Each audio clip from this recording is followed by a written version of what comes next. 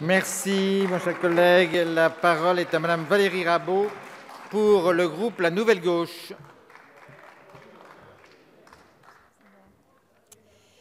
Monsieur le Président, Monsieur le Ministre, Monsieur le Président de la Commission des Finances, Monsieur le rapporteur général, mes chers collègues.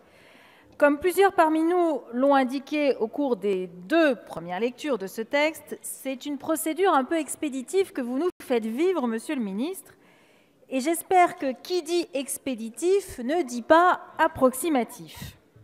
Car oui, Monsieur le Ministre, il y a encore à l'heure de cette 3e lecture des questions qui sont sans réponse. Et vous le savez, en matière de fiscalité, le diable est dans le détail. Or, à ce stade, il apparaît que quelques entreprises vont être très perdantes avec le nouveau dispositif. C'est-à-dire qu'elles vont payer beaucoup de surtaxes à l'IS, à l'impôt sur les sociétés, et qu'elles ne vont être remboursées de rien du tout. Vous le savez, Monsieur le Ministre, parmi ces entreprises figurent les groupes bancaires mutualistes qui ne vont pas être remboursés de la taxe à 3% et qui vont payer à taux fort la surtaxe de l'impôt sur les sociétés. J'entends bien, Monsieur le Ministre, que vous défendiez la sécurisation juridique de la solution que vous mettez en œuvre. Et vous avez sans doute raison. Mais quand même, cette sécurisation juridique se fait au prix d'un non-sens économique, puisque les entreprises qui n'ont jamais distribué de dividendes pour les maintenir dans leur bilan vont aujourd'hui payer cette surtaxe. Autrement dit, d'un point de vue économique, les entreprises qui avaient une gestion qui était la plus orientée vers l'avenir de l'entreprise, ce sont elles qui sont le plus pénalisées. Alors, Monsieur le Ministre, cette 3e lecture me donne l'occasion de revenir sur le rapport de l'Inspection générale des finances qui vous a été remis hier. Dans ce rapport, il est écrit, je vais le lire, « La combinaison des règles européennes et des règles constitutionnelles paraît rétrécir la souveraineté fiscale. La sécurité juridique est fragilisée. » Alors, je vous avoue partager pleinement ce constat. Et en tant que législateurs, nous avons été amenés, nous sommes très nombreux sur ces bancs, dans cet hémicycle, à nous interroger sur la compatibilité de notre droit national au regard du droit européen. À ce titre, les 3 recommandations que formule l'Inspection générale des finances me paraissent être extrêmement pertinentes et, à ce jour, aucune n'est mise en œuvre par votre gouvernement. Vous me direz, pas plus que par le précédent. La première recommandation vise à dire qu'il faut faire un inventaire fiscal de toute la jurisprudence qui peut exister au sein de la Cour européenne de justice européenne et voir si, oui ou non, elle constitue une source de risque pour la législation actuelle et aussi pour les lois de finances que vous allez nous proposer au cours du quinquennat. Alors, Monsieur le Ministre, j'ai envie de vous faire une proposition.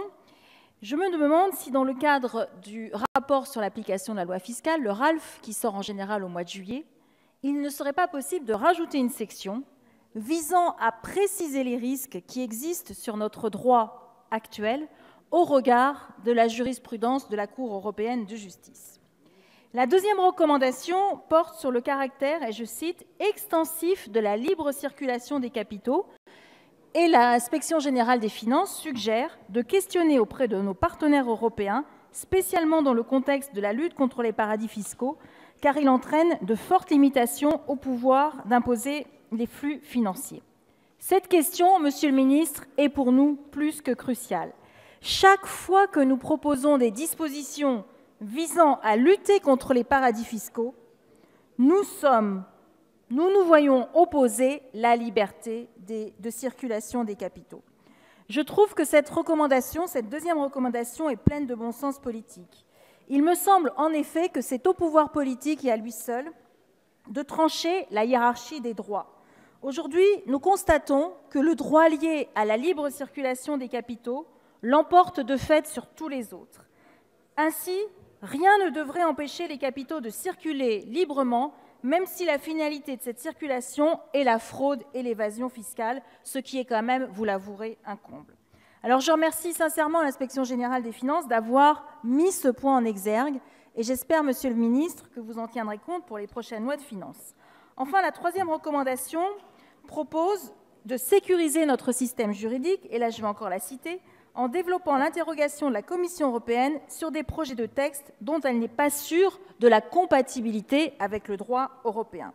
Je compléterai cette troisième recommandation, Monsieur le ministre, en vous suggérant que le résultat de ces consultations nous soit donné à l'occasion des lois de finances. Dernier point qui est lié à celui-ci, je finis, Monsieur le Président. L'IGF propose de s'inspirer de ce qui se passe dans de nombreuses démocraties, qui consiste à avoir une phase de consultation bien en amont, c'est-à-dire dès le mois de juillet. Alors, Monsieur le Ministre, j'ai une seule question.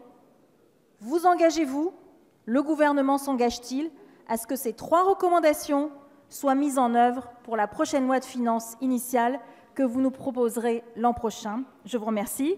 Et je confirme le vote que nous avons fait en première lecture, puisque ce texte comporte la validation du décret d'avance de juillet 2017. Et par conséquent, nous ne pouvons ni voter ce décret et nous ne voterons pas ce projet de loi de finances rectificatif. Merci, ma chère collègue. La discussion générale est close. Tous les groupes se sont